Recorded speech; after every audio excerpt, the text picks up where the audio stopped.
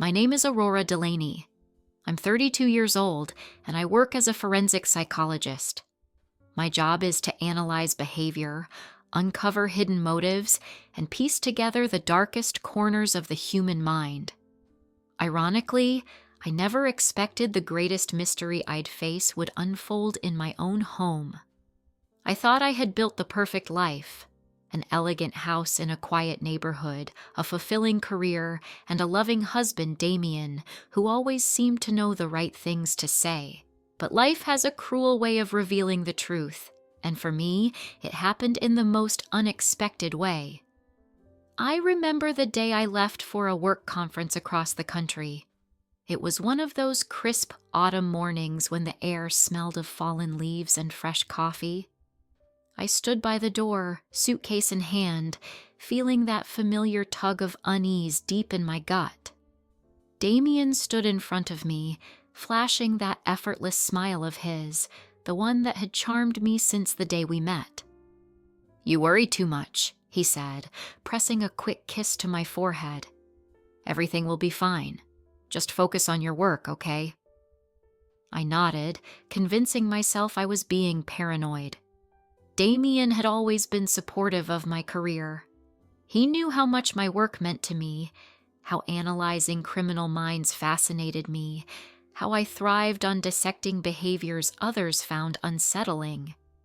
But as I stepped outside, I glanced back at him and noticed something in his eyes, something fleeting.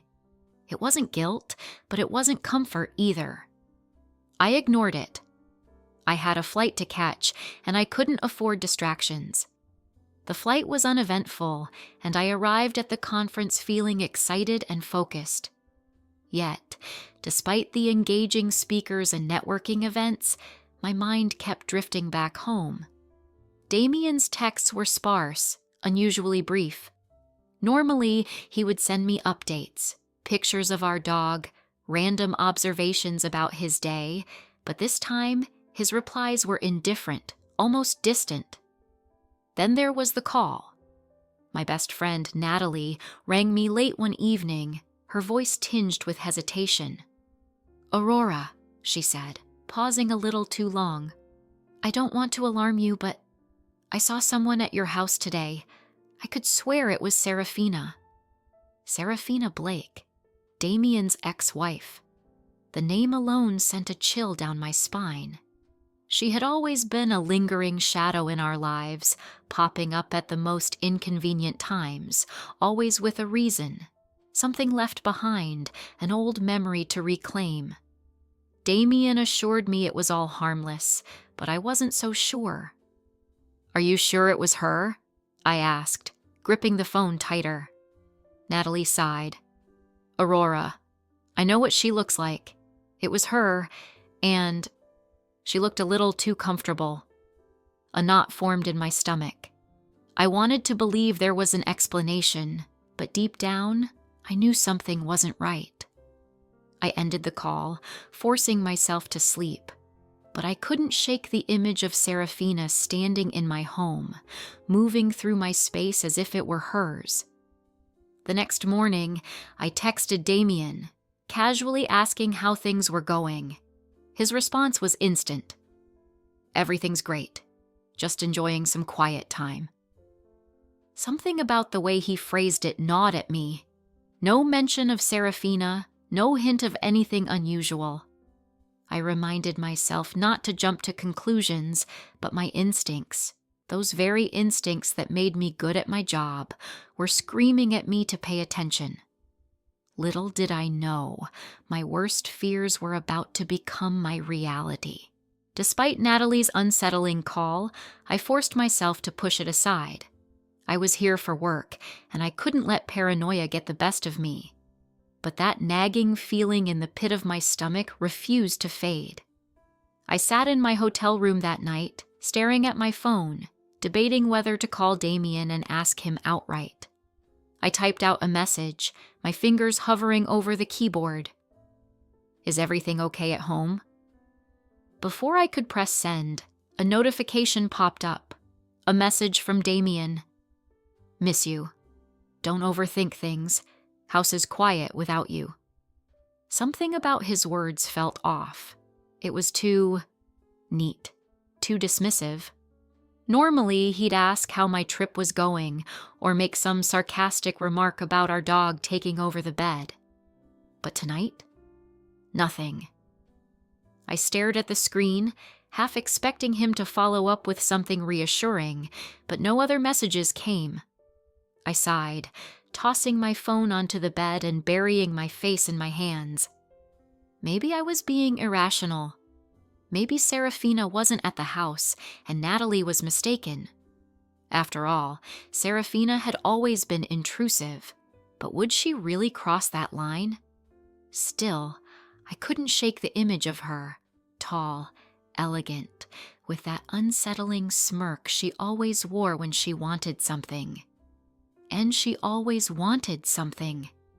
The next morning, I distracted myself by diving headfirst into the conference. I listened to lectures about behavioral profiling and criminal patterns, but my mind kept drifting back to home. During lunch, I scrolled through my phone, checking for any missed calls or texts. There was nothing from Damien, but my heart skipped a beat when I saw a missed call from Natalie. I called her back immediately. She picked up on the first ring. "Aurora, I didn't want to bother you, but I drove past your place again this morning," she said, her voice low. "Her car is still there." My blood ran cold. "You're sure?" "Positive," she replied. "I even slowed down to check. It's parked in the driveway like she owns the place. Damien was outside talking to her." I swallowed hard, my mind racing. Did they look, I don't know, normal? I felt ridiculous even asking it, but I needed to know. Natalie hesitated. "Honestly, too normal." She was laughing at something he said, and they looked comfortable. I hung up without saying much else, my heart pounding in my chest.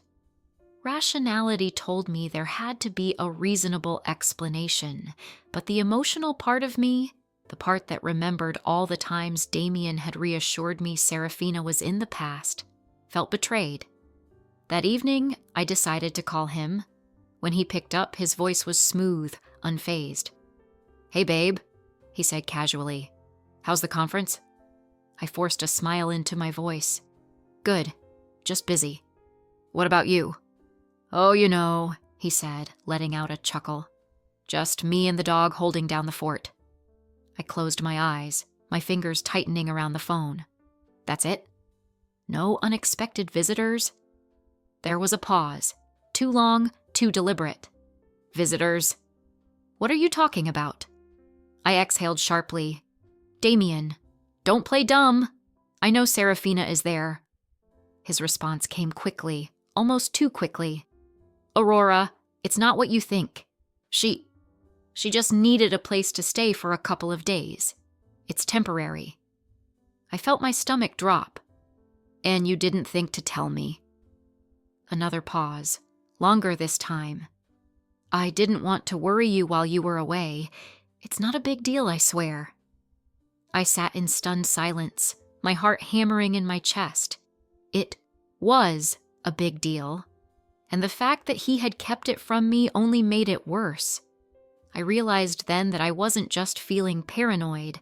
I was right to be suspicious. "Damien," I said, my voice calmer than I felt. "You're lying to me, and I need to know why." There was a sharp inhale on his end of the line, but before he could answer, the call cut out.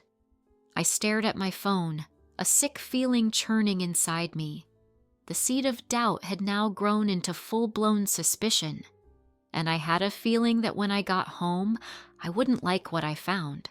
The flight back home felt longer than usual, each passing minute weighed down by the storm of emotions raging inside me. I couldn't shake the uneasy feeling that had settled in my chest since Damien's call. I replayed his words over and over, searching for the truth hidden beneath his carefully chosen responses.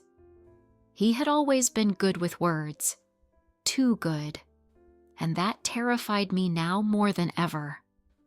When my plane landed, I barely waited to grab my suitcase before heading straight for the house. The drive through our quiet suburban neighborhood felt surreal, each familiar street now carrying an unfamiliar tension. My fingers clenched around the steering wheel as I turned onto our street, heart pounding. And then I saw it. Serafina's car. It was parked in the driveway like it belonged there, sleek and spotless as always, just like her. My pulse quickened. I swallowed down the lump forming in my throat and pulled into the driveway, my hands trembling as I turned off the engine. For a moment, I sat there, staring at the house I once called my safe haven, now tainted by the presence of a woman who never knew when to let go. Taking a deep breath, I stepped out of the car and made my way to the front door, my heels clicking against the pavement with a sense of finality. I didn't bother knocking. This was my home. But the moment I stepped inside, something felt off. The scent hit me first. Lavender and vanilla. Not my usual jasmine candles. This was Serafina's scent, lingering in the air like an unwanted guest that had made itself too comfortable. My heart hammered against my ribcage as I walked further into the house, my eyes scanning the living room. A half-empty wine glass sat on the coffee table, next to an unfamiliar scarf draped casually over the armrest. My stomach twisted into knots. I could hear soft laughter from upstairs, followed by the faint sound of Damien's voice. My legs carried me forward before I could think, up the stairs, past the wedding photos that now felt like a cruel joke. And then I saw her, there, in my bedroom, wrapped in my silk robe, lounging on my bed like she owned the place. Serafina Blake. She glanced up completely unbothered, a smug smile curling on her lips as she swirled the wine in her glass. "Oh," she said casually, as if she wasn't sitting in my personal space. "You're back earlier than expected, Aurora." I stood frozen in the doorway, anger, disbelief, and betrayal swirling in my chest like a hurricane. Before I could respond, Damien emerged from the bathroom, his eyes widening in surprise when he saw me. He was shirtless, a towel draped around his shoulders, looking far too at ease for my liking. "Aurora," he started, his voice laced with something that almost resembled guilt, but not quite enough. "I can explain." I let out a breathy, humorless laugh. "You can explain?" I repeated, my voice shaking with barely contained rage. "I think the situation speaks for itself."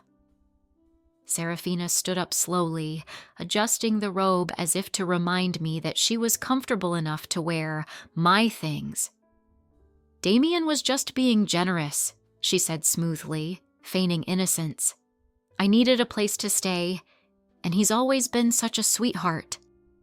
The way she said it, the way her eyes lingered on him, made my skin crawl.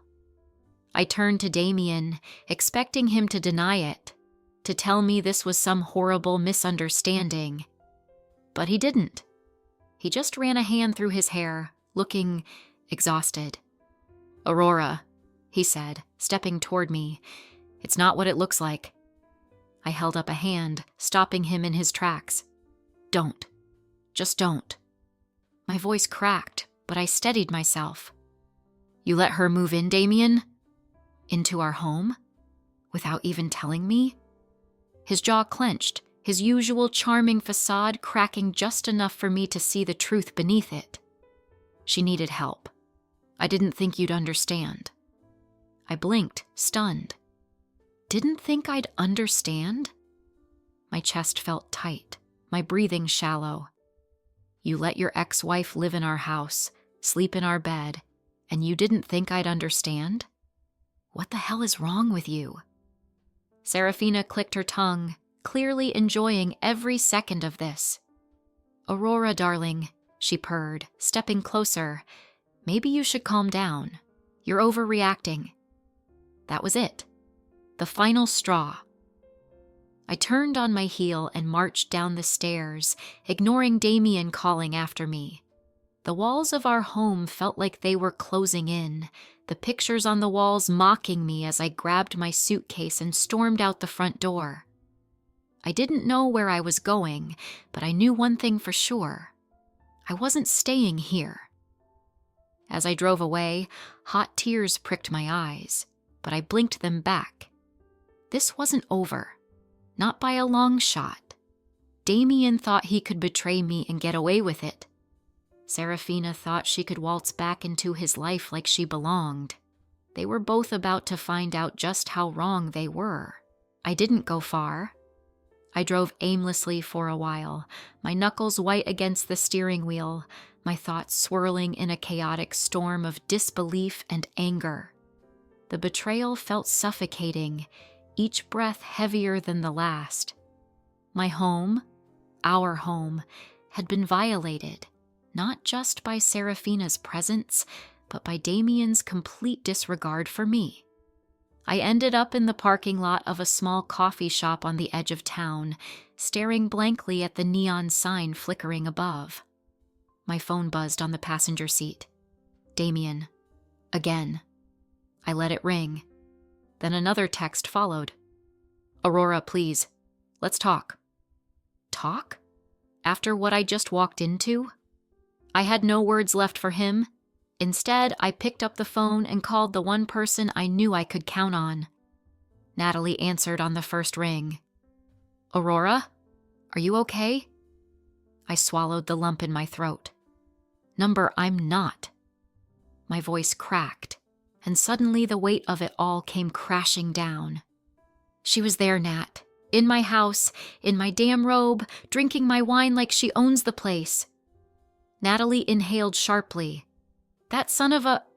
I don't even know where to begin, I interrupted, pressing my fingers to my temple. I mean, I knew something was off, but this... He actually let her move in, and he stood there defending her like I was the one who was crazy. Of course he did, Natalie said, her voice laced with anger. You always gave him too much credit, Aurora. And Serafina? She's playing the long game, and Damien's too blind to see it. I leaned my head back against the seat, staring at the dark sky through the windshield. What do I do? Natalie didn't hesitate. You leave him. You don't give him the satisfaction of breaking you down, and you make sure he regrets every damn choice he's made. Her words lit something inside me. I had spent years building this life, trusting Damien, believing he had my best interests at heart. And now I was seeing just how wrong I had been. I drove back to the house hours later, the anger simmering beneath my skin now focused, sharp. I didn't walk in quietly this time. I threw open the front door and found Damien waiting in the living room, his arms crossed, tension radiating from him. Serafina, of course, was perched on the couch, looking as smug as ever, sipping from another glass of my wine. Aurora, Damien started cautiously, stepping toward me. Can we talk about this? I folded my arms, my voice steady despite the fury bubbling inside me. You mean talk about how you lied to me? How you let your ex-wife move into our house without even a conversation?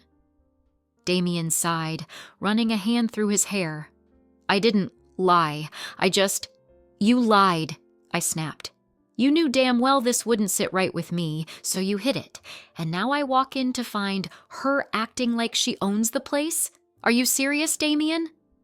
Serafina smirked, swirling her wine. I think you're overreacting, Aurora, she said, her voice dripping with feigned concern. Damien was just trying to help me out. It's not like we're having an affair or anything. I shot her a glare sharp enough to cut. You don't get to decide what I'm overreacting about, Serafina. This is my house, my marriage. I turned back to Damien. Or at least, I thought it was. His face hardened. You're making this a bigger deal than it needs to be, he said, his voice taking on that infuriatingly patronizing tone he used when he thought he was the rational one. She needed somewhere to stay, and I didn't see the harm in it. The harm, I hissed, stepping closer, is that you didn't ask me. You made that decision for us without me, and the fact that you think this is no big deal tells me everything I need to know. Serafina stood, placing her empty glass down carefully, and smiled. I should give you two some space, she said sweetly, brushing past me like she wasn't the root of the problem. I'll be in your guest room. She gave me a pointed look before disappearing up the stairs. I exhaled slowly, turning back to Damien, my chest aching with the weight of disappointment. I can't do this anymore, I said quietly. He frowned. Aurora, come on. Don't be like this. It's not permanent. I laughed bitterly, shaking my head. No, Damien, it is permanent. Because I'm done. I'm done being treated like an afterthought while you cater to her every whim. His eyes widened, as if he hadn't seen this coming. You're overreacting, he repeated, as if saying it enough times would make it true. I grabbed my suitcase from where I had left it by the door and turned to him, my voice steady and firm. You made your choice, Damien. Now I'm making mine. He took a step forward, his expression shifting from annoyance to desperation. Aurora, wait. You're not seriously leaving over this, are you? I looked him in the eye, my heart aching but resolute. Watch me. And with that, I walked out, leaving him standing there in the doorway, staring after me like he had never seen this side of me before. But I wasn't just walking away. I was preparing for something much bigger. This wasn't over. Not by a long shot. I drove away that night with my mind racing, a whirlwind of emotions threatening to suffocate me. As I pulled into Natalie's driveway, the exhaustion finally hit me, pressing against my chest like a heavy weight. The moment I stepped inside, she enveloped me in a tight hug without saying a word. I didn't realize how much I needed it until I felt the sting of tears behind my eyes. I hadn't cried yet. Not really. I was too angry, too stunned. But as I sank onto her couch, the tears finally came, silent, burning streaks down my face. Natalie handed me a glass of water and sat beside me, waiting patiently. Tell me everything, she said softly. I recounted the whole humiliating scene, the robe, the wine, the smug look on Serafina's face, and Damien's infuriating dismissal of my feelings. Natalie listened, her lips pressed into a thin line, her eyes flashing with quiet rage. I can't believe him, she muttered when I finished. Actually, no. I can. He's always been too soft when it comes to her. I sighed, rubbing my temples. I don't understand how he could think this is okay. It's like I don't even exist to him anymore. Natalie's expression hardened. That's because he wants you to think you're overreacting. He's gaslighting you, Aurora, making you second-guess yourself so he doesn't have to face how wrong this all is. The realization stung, but deep down, I knew she was right. I had felt it in every dismissive word, in every patronizing look he had given me tonight. I was being made to feel like I was the irrational one, when in reality, he had betrayed me in the worst way. As if on cue, my phone buzzed again. Damien! I ignored it. A few moments later, a text came through. Aurora, please. Let's talk this out. You're letting your emotions get the best of you. Natalie glanced over my shoulder and scoffed. Classic. He screws up and now you're the emotional one. I clenched my jaw. I don't even know why he's doing this. Why let her in? Why now? Natalie's eyes darkened. Maybe he never really let her go? The thought chilled me to the bone. I had spent years building this life with him, trusting him, believing that Serafina was just a shadow of the past. But maybe she was never really gone. Maybe she had always been lurking in the background, waiting for the right moment to slide back in. I stood abruptly, pacing the room. I need answers. I can't just sit here and let him manipulate me. Natalie nodded. Good. But don't let him see you coming. You need to be smart about this. I knew she was right. Storming back there and screaming at him wouldn't solve anything. I needed a plan, and I needed proof. If Damien wanted to play games, then I was going to make sure I didn't lose. Later that night, I scrolled through my phone, staring at old photos of Damien and me, smiling at the beach, laughing at a dinner party. It all felt like a lie now, every memory tainted by the bitter truth. As I stared at a picture of us on our anniversary, I realized something that sent a shiver down my spine. Serafina had always been there, at the edges, lingering just enough to stay relevant, but not enough to seem like a threat. But now she wasn't lingering anymore. She had walked right in, and Damien had let her. I finally responded to his text. You're right, Damien. We need to talk. Natalie looked up from her book, raising an eyebrow. You sure about that? I nodded slowly, a new sense of resolve settling inside me. Yeah, but not the way he thinks. I had no intention of making this easy for him. I was going to get the truth. And when I did, I'd make sure he never saw what was coming next. The next morning, I pulled into the driveway of my house, steeling myself for what was to come. My grip on the steering wheel was tight, my mind racing with scenarios, how he would react, what lies he'd try to spin, and whether I'd finally get the truth out of him. I took a deep breath and stepped out, the cool morning air hitting my skin, sharpening my resolve. I wasn't here to beg for explanations.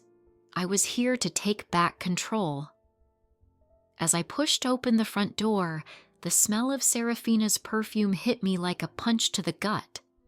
That floral, suffocating scent that had once been a distant irritation was now woven into the very fabric of my home. My eyes scanned the living room, and there she was, sitting on my couch, flipping through a magazine like she belonged here.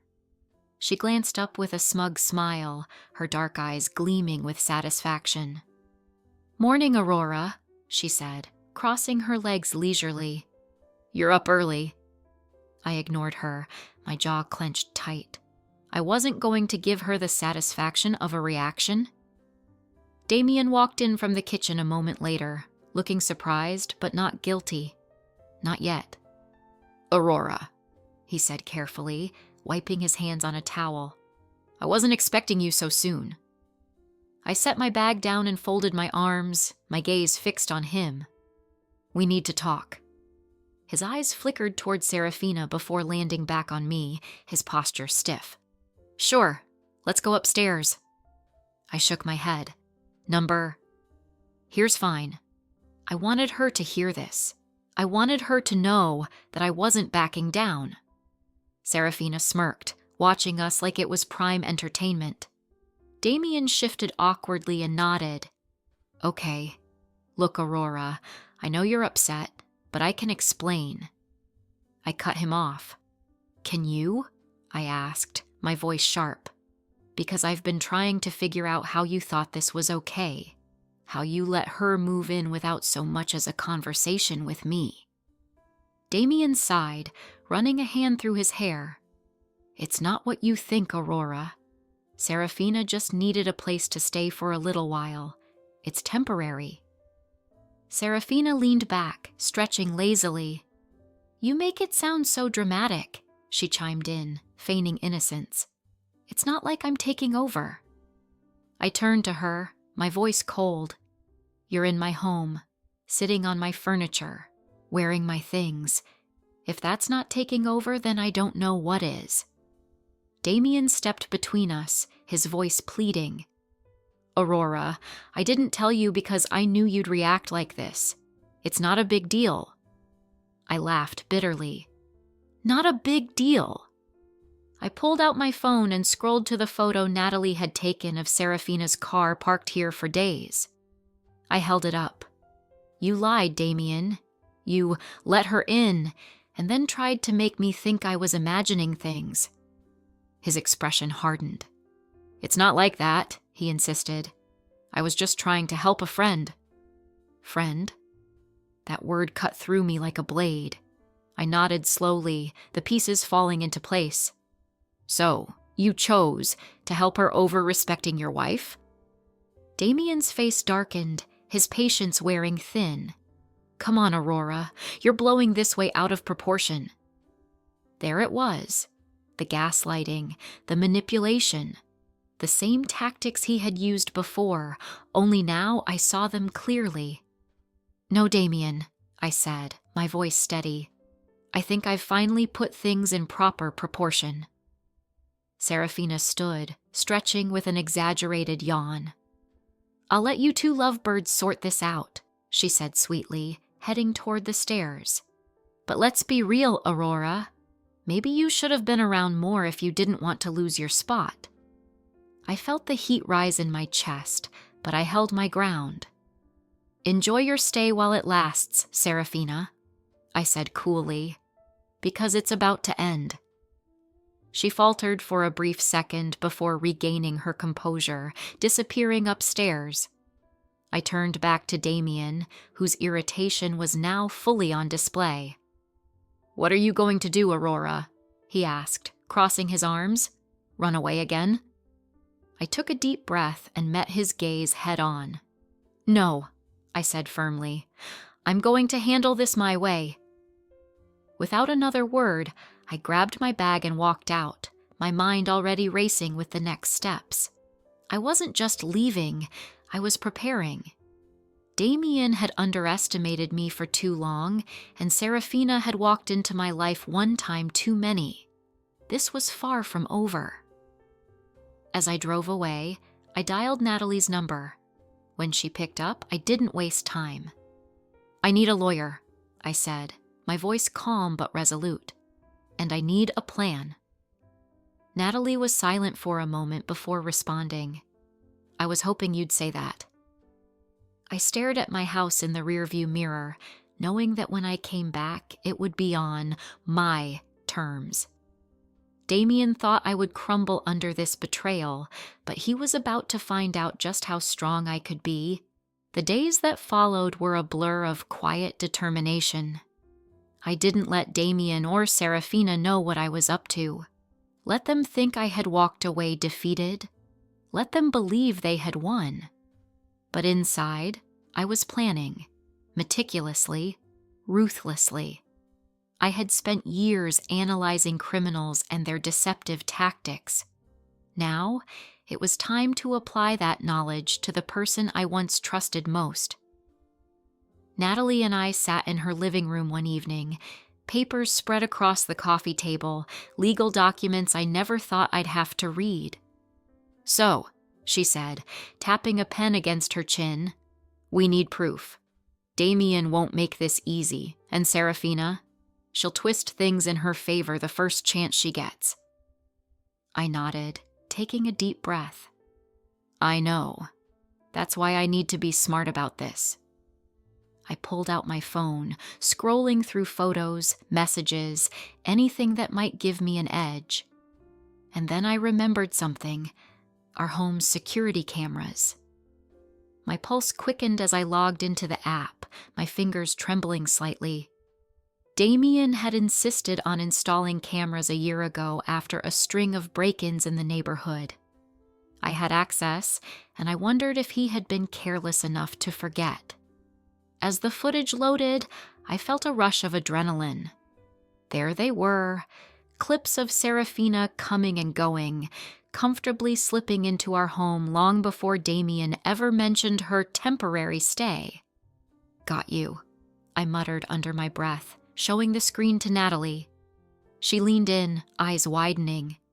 Aurora, this is gold. Look at this. She's been there for weeks.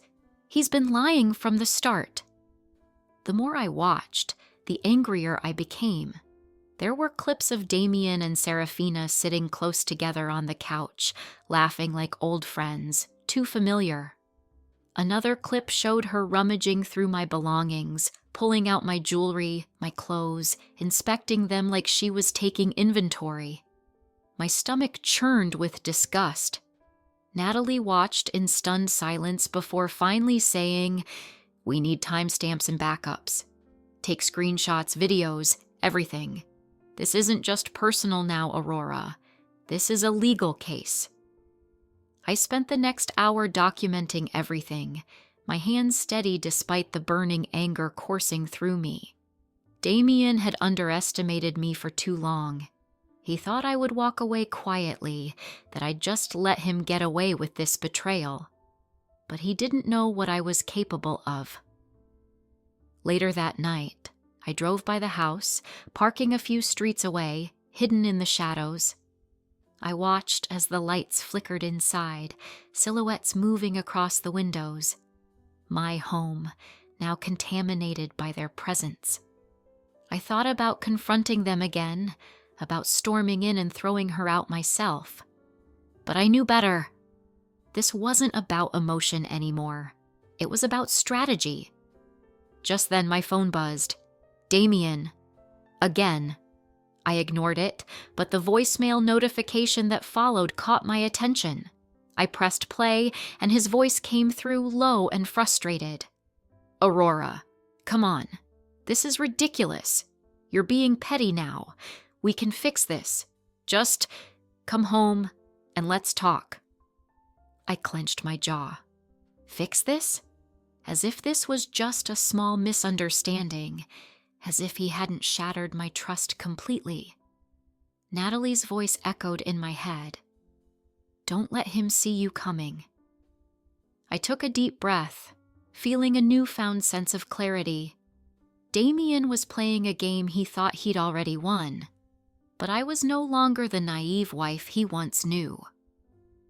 As I drove away, I whispered to myself, "Your move, Damien." And this time, I wasn't going to lose. I spent the next few days executing my plan in silence, careful not to raise any suspicion. Damien's texts continued, each one more desperate than the last. He swung between guilt-tripping and sweet-talking, as if he could charm his way back into my good graces. "Let's not throw everything away over a misunderstanding, Aurora." A misunderstanding? He had no idea that I was already miles ahead of him. I knew leaving him wouldn't be easy. It wasn't just about walking away. It was about reclaiming my life, my dignity, and everything he thought he could take from me. So, I started small. I quietly began separating our finances, moving money from our joint account into one only I had access to. Damien had always trusted me with the bills, never asking too many questions. I took advantage of that now, making sure he wouldn't notice anything until it was too late. Natalie and I sat in her kitchen late one evening, going over my plan step by step. "First, the money," I said, tapping my pen against my notebook. "I've already moved what I need to. Next, I need to secure my important documents. Passport, birth certificate, financial records." Natalie nodded, sipping her coffee. "And what about the house? Are you going to fight him for it?" I sighed, staring down at the table. "I don't know yet. Part of me wants to burn it to the ground and walk away, but the other part of me..." I trailed off, the thought of Serafina lounging in my home still fresh in my mind. I want to make it difficult for them. I want him to regret every second of this. The next day, I went back to the house while Damien was at work. My hands trembled as I unlocked the front door, but I forced myself to stay calm. I moved through the house quickly, gathering my most valuable belongings: jewelry my mother left me, important paperwork, and the small box of keepsakes I had hidden away in our closet. I didn't take everything. Not yet. Just enough to ensure I wasn't left with nothing when the final blow came. As I packed, my eyes landed on a framed photo of us from our honeymoon in Italy. We had been so happy then, or at least I thought we had. I stared at Damien's smiling face, the way his arm had been wrapped around me so effortlessly, and I wondered if it had all been an illusion from the start. The sound of a car pulling into the driveway made my heart stop. I peeked through the blinds and saw Serafina stepping out of her car, looking around suspiciously. My breath hitched. Not now. Not yet. I shoved the last of my things into my bag and slipped out the back door, my heart pounding in my chest as I made my way to my car parked down the street. I watched as she entered my house, moving through the rooms like she owned the place. I felt sick. Not for long, I reminded myself. I had a plan, and soon it would all come crashing down on them. That evening, I sat with my attorney, a no-nonsense woman named Julia, who listened intently as I laid everything out for her. "We can file for divorce immediately," she said, flipping through the papers I had brought her. "But if you want to make this more calculated, we need to think about asset division. If your husband's been making any questionable financial moves, we can use that to your advantage." I smirked, leaning back in my chair. Funny you should mention that. I pulled out the bank statements I had managed to download from Damien's laptop. He's been shifting money around, quietly, but not quietly enough. Julia's eyes gleamed with approval. "Smart. We can use this." As I walked out of her office that night, I felt lighter, as if for the first time in weeks, I was back in control. Damien had no idea that I was dismantling our life piece by piece, slipping through his fingers while he was too busy entertaining ghosts from his past. He thought I was emotional. He thought I was weak. He had no idea that I was about to become his worst nightmare. A week passed in a blur of quiet preparation and careful execution. Every time Damien called, I let it go to voicemail. His messages alternated between fake concern and veiled irritation. "Aurora, please. We can fix this." Then, hours later, "You're making a mistake, walking away like this." I wasn't walking away. I was building my case. Julia worked fast, gathering all the documentation we needed to file for divorce. I wanted it done with precision. No messy emotions, no second chances.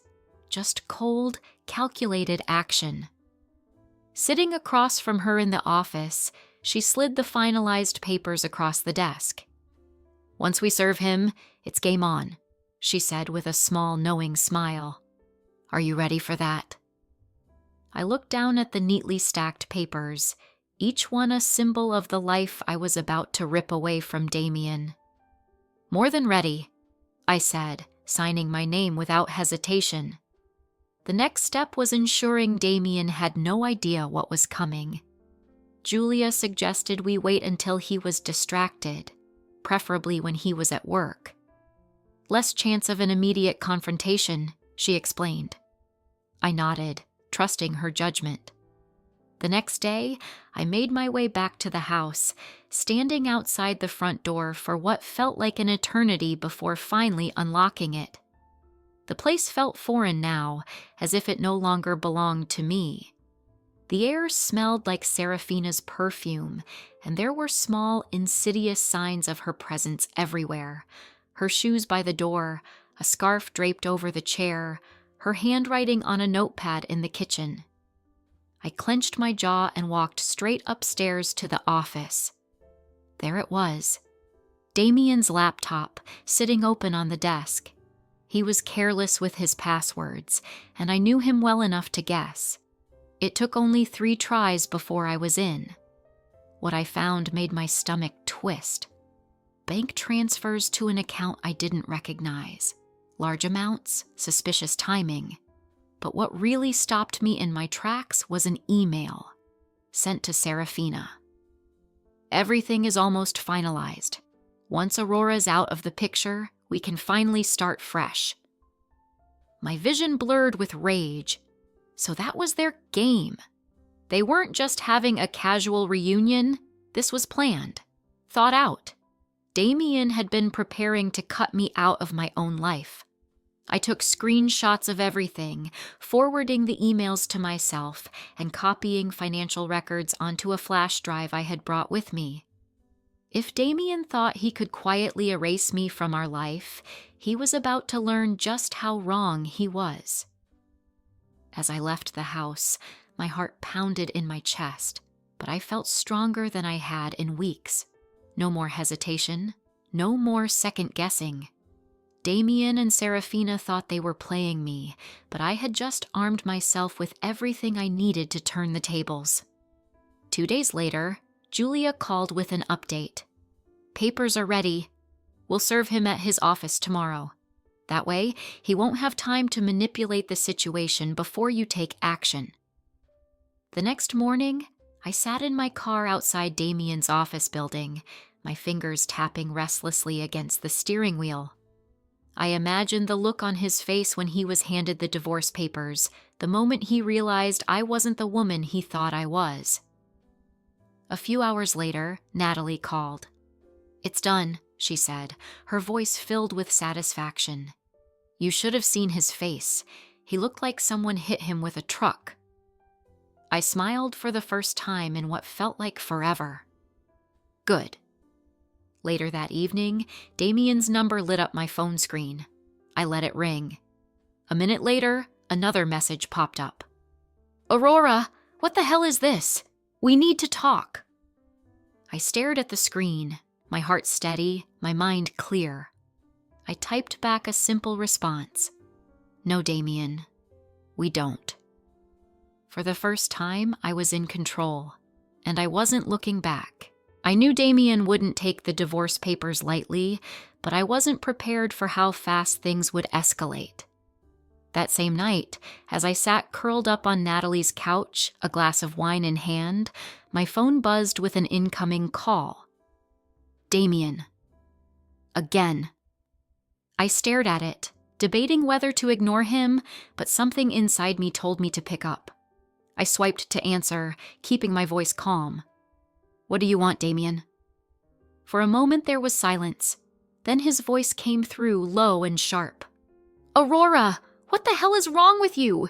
You didn't even give me a chance to explain." I let out a bitter laugh. "Explain what, Damien? That you've been planning to replace me with your ex-wife behind my back?" "She's not replacing you," he snapped. "You're acting like what?"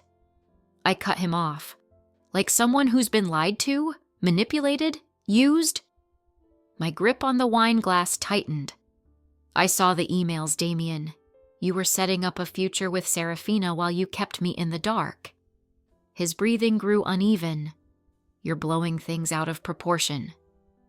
There it was. Again. The same patronizing tone, the same dismissive attitude. I was done listening. "I don't care what you have to say anymore," I said, my voice colder than I expected. "You made your choice, and now you get to live with it." Before he could respond, I hung up. Natalie, who had been sitting across from me, raised an eyebrow. "Well, that sounded fun." I exhaled, rubbing my temples. He's in denial. He actually thinks he can talk his way out of this. Natalie smirked. He's in for a rude awakening. And she was right, because the next morning, things took an even uglier turn. I decided to go back to the house one last time to pick up a few more things I hadn't grabbed earlier, things Damien wouldn't even think to look for, like old letters and sentimental items. When I arrived, the driveway was empty, which meant Damien wasn't home, but Serafina's car was there. I stepped inside quietly, my senses instantly on high alert. I could hear the faint sound of music coming from the kitchen, and as I moved closer, I saw her standing by the counter, casually sipping coffee, as if she belonged there. Her eyes flicked up to meet mine, and a slow smile spread across her face. "Well, look who decided to drop by," she said smoothly, setting her mug down.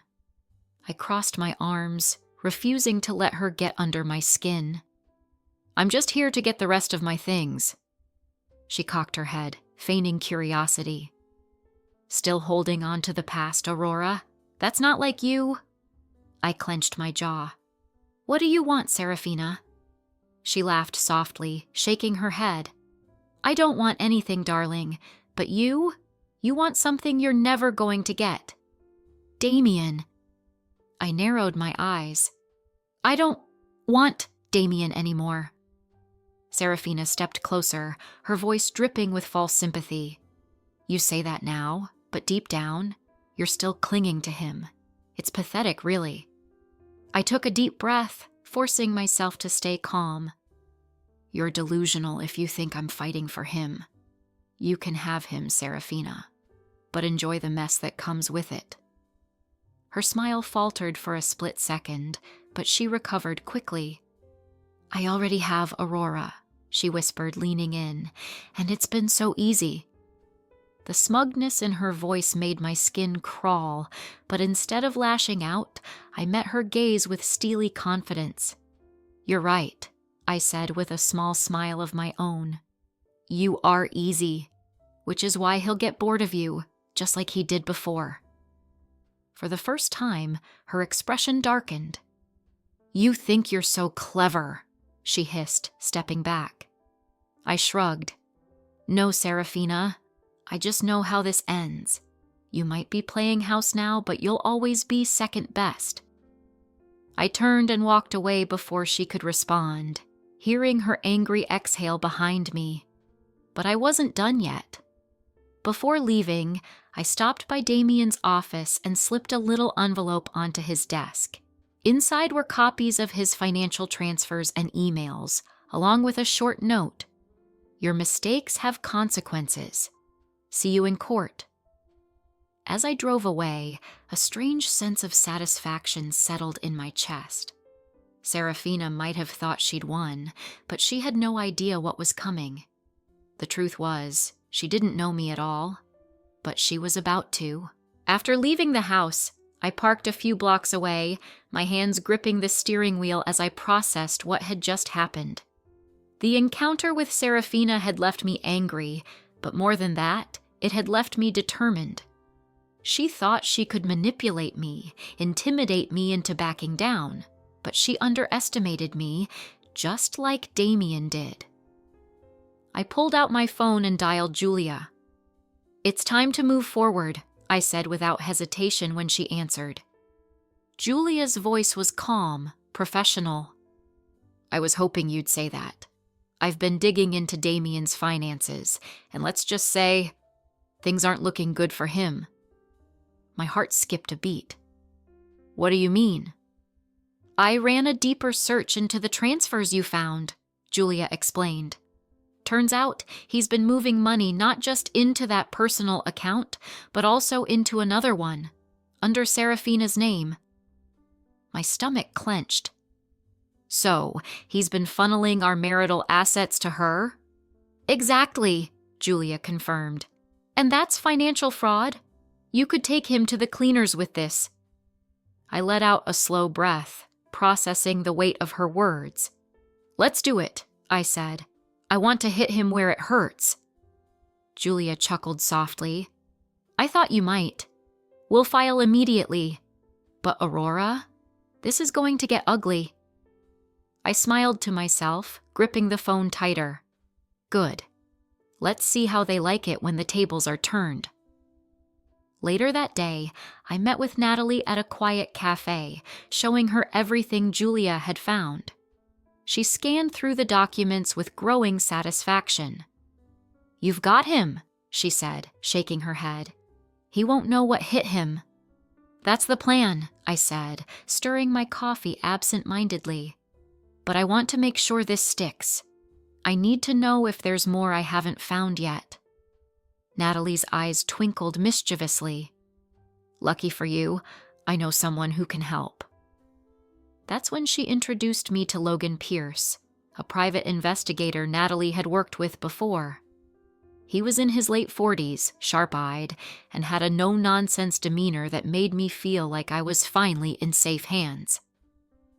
We met in a small, dimly lit office later that evening. "I hear you're looking for some dirt," Logan said, leaning back in his chair, his fingers steepled in thought. I nodded. "I need everything you can find on Damien Rhodes and Serafina Blake. Bank records, hidden assets, any indiscretions." Logan smirked. "I like the way you think." He tapped a few notes into his laptop. "Give me a few days. If there's anything shady going on, I'll find it." As I left his office, I felt something I hadn't in weeks. Hope. Hope that this wasn't just about walking away, but about taking back what was mine. The next few days passed in a blur. I focused on work, staying busy while Julia pushed the legal proceedings forward. Damien, meanwhile, continued to bombard my phone with messages. At first, they were sweet and apologetic. Then, when I didn't respond, they turned bitter. "You're being ridiculous, Aurora. We could fix this if you weren't so damn stubborn." Each message only fueled my determination. Damien still believed I could be manipulated, that I was the same trusting woman he had married. He had no idea how much I had changed. Then one evening, Logan called. "Aurora, we need to meet. I found something you're going to want to see." An hour later, I sat across from him in his office as he laid out the documents in front of me. My stomach dropped as I scanned through them. "Damien's been making payments to a rental property, an apartment on the other side of town," Logan said. "Guess whose name is also on the lease?" "Serafina?" I whispered, my hands trembling slightly. "Exactly," Logan confirmed. "They've had this place for months. It's not just some innocent staying over situation. They've been living a double life." I stared at the papers, the reality sinking in. Damien had built a whole separate life with Serafina while lying to my face every day. Natalie, who had come with me, slammed her hand down on the table.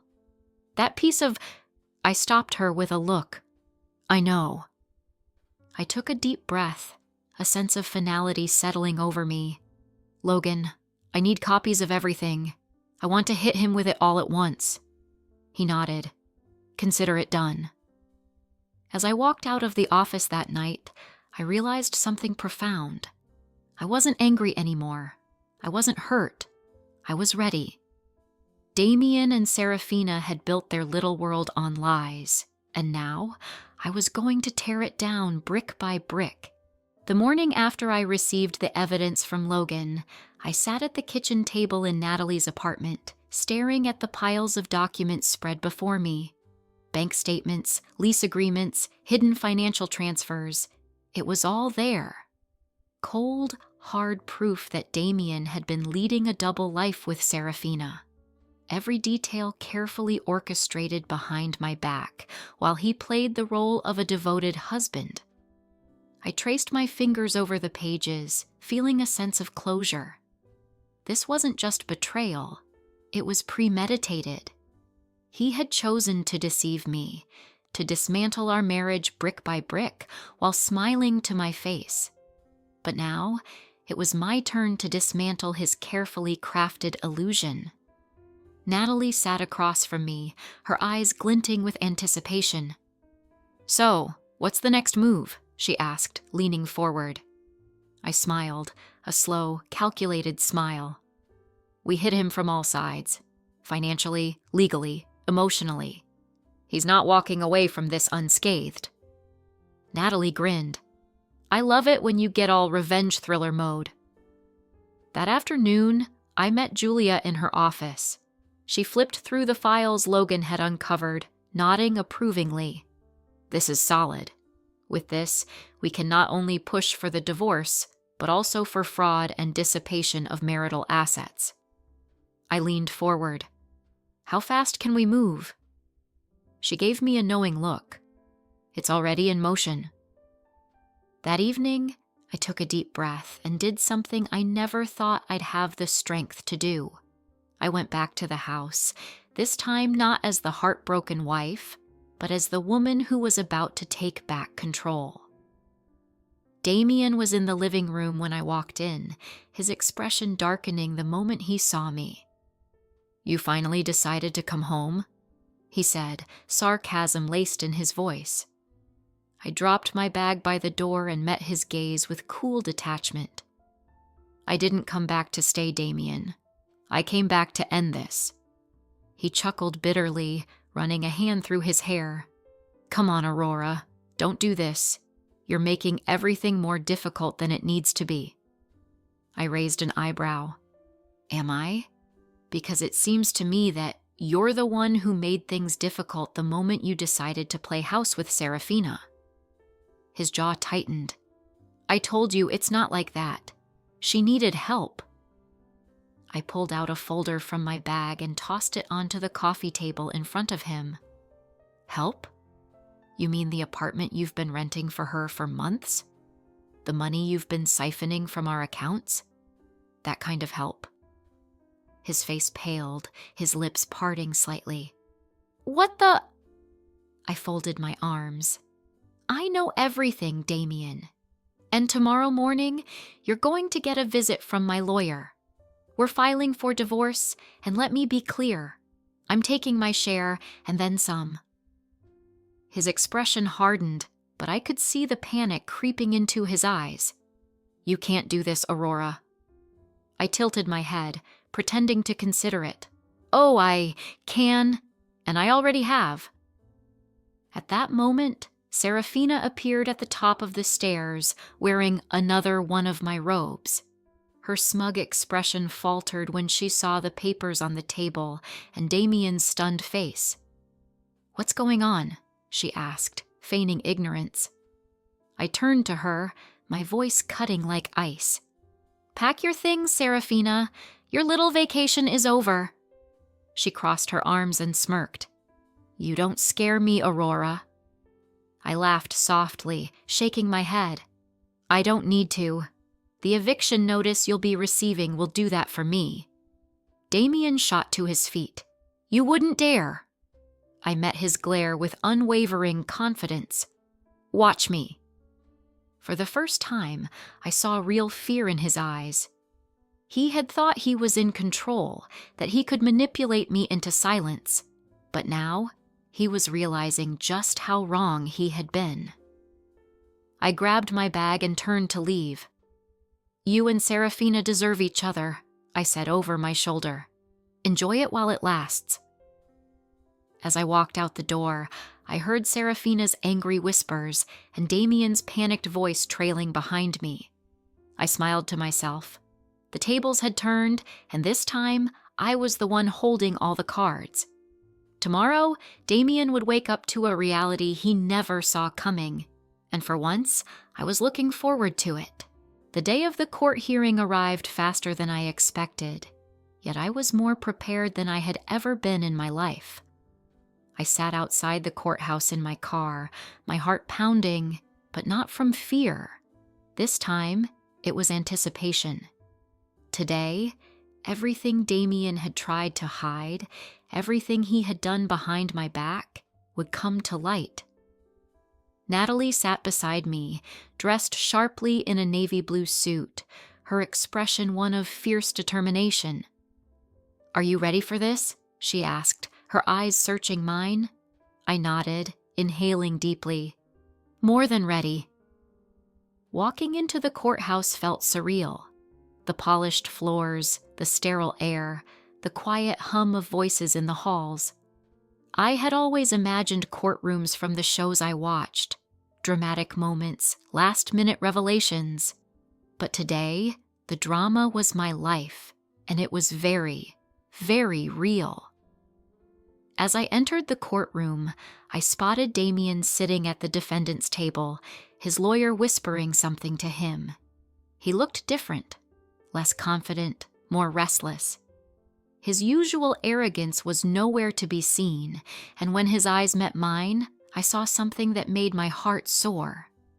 Doubt. Serafina sat a few rows behind him, dressed in a sleek black dress, as if she was attending some high society gala instead of a court proceeding.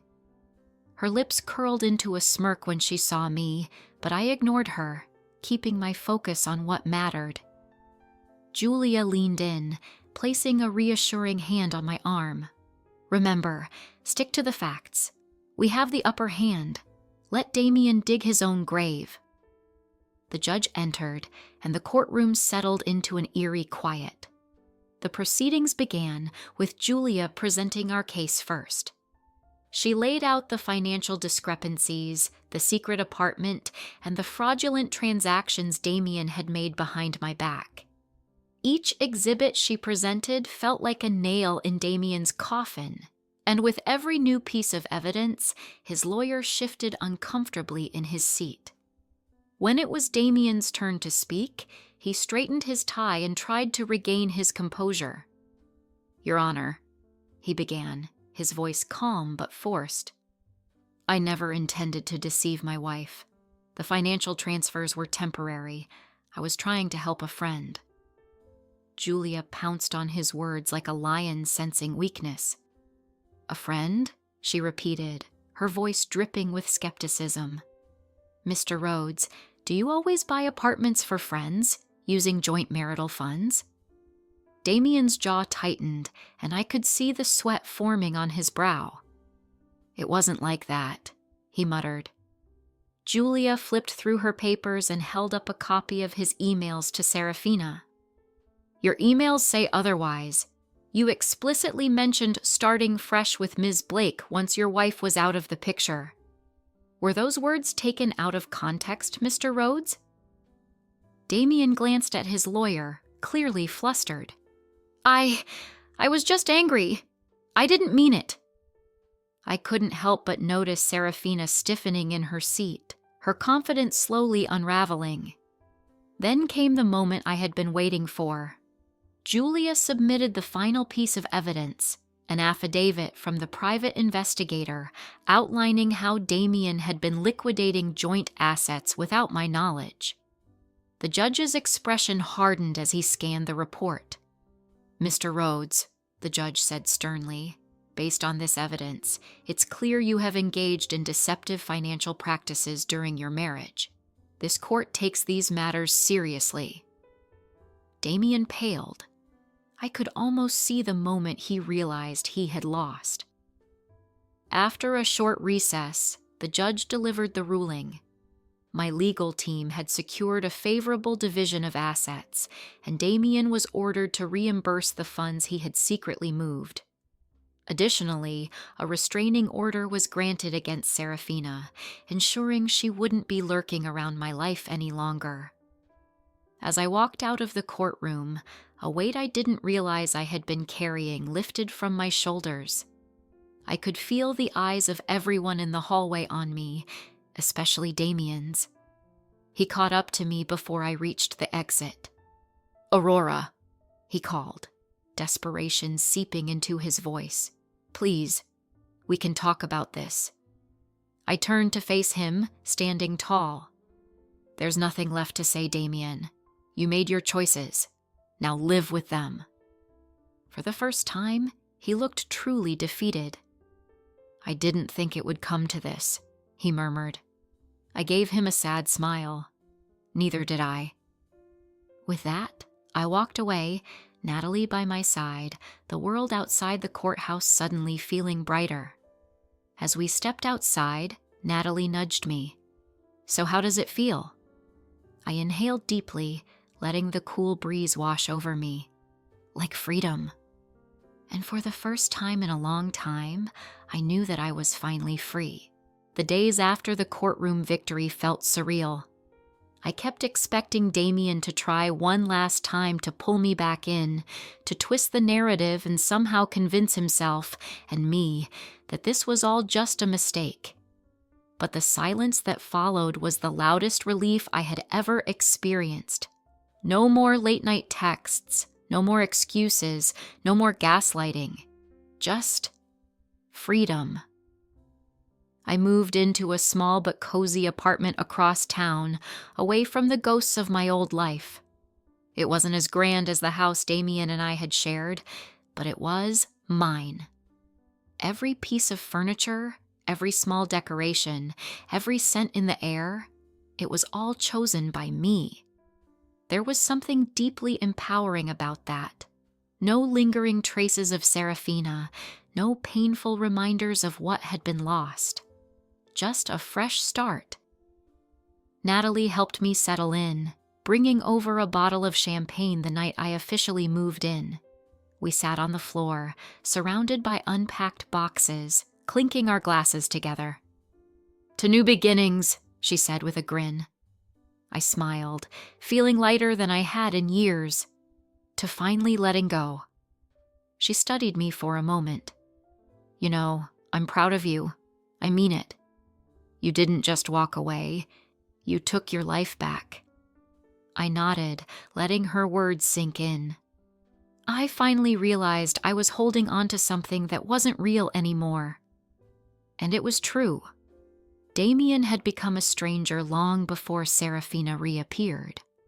I had been fighting for something that didn't exist, trying to preserve a marriage that had slowly been slipping away. A week later, I found myself sitting at a local coffee shop, enjoying the simplicity of a quiet morning with a book in hand. It felt good, really good, not having to worry about what Damien was doing, where he was, or who he was with. I finally had space to breathe, to rediscover myself without the weight of someone else's deceit hanging over me. But just as I was settling into my new reality, a familiar voice broke through the hum of the cafe. "Aurora." I looked up, and there he was. Damien. Standing by my table, looking tired and worn, as if the weight of everything had finally caught up to him. I straightened my spine, placing my coffee down calmly. "Damien." He hesitated, as if unsure of his welcome, then sat down across from me without an invitation. "I heard you moved out." I nodded, keeping my expression neutral. "I did. I needed a fresh start." His eyes scanned my face, searching for something, regret, nostalgia, maybe even an opening for reconciliation. But I gave him nothing. "I never meant for things to end up this way," he said softly. I held up a hand, stopping him. "Don't. I'm not interested in excuses, Damien. What's done is done." He sighed, running a hand through his hair. "Serafina's gone, you know. She wasn't what I thought she was." I raised an eyebrow, resisting the urge to laugh. "Is that supposed to mean something to me?" He looked down at his hands, clearly struggling with what to say. I miss you." For a brief moment, I felt a pang of sadness, not for him, but for the version of myself that had once believed in us. But that version of me was gone, and there was no turning back. I smiled, but it wasn't the smile he was hoping for. "I don't miss you, Damien." His face fell, and I could see the regret pooling in his eyes. But it was too late. I stood up, gathering my things. "Take care of yourself," I said, my voice firm yet kind. And with that, I walked away, leaving him sitting there, staring after me just as he had that day in the courtroom. As I stepped outside, the sun hit my face and I took a deep breath. I had done it. I had freed myself from the chains of a toxic relationship and reclaimed my future. And for the first time in a long time, I felt truly at peace.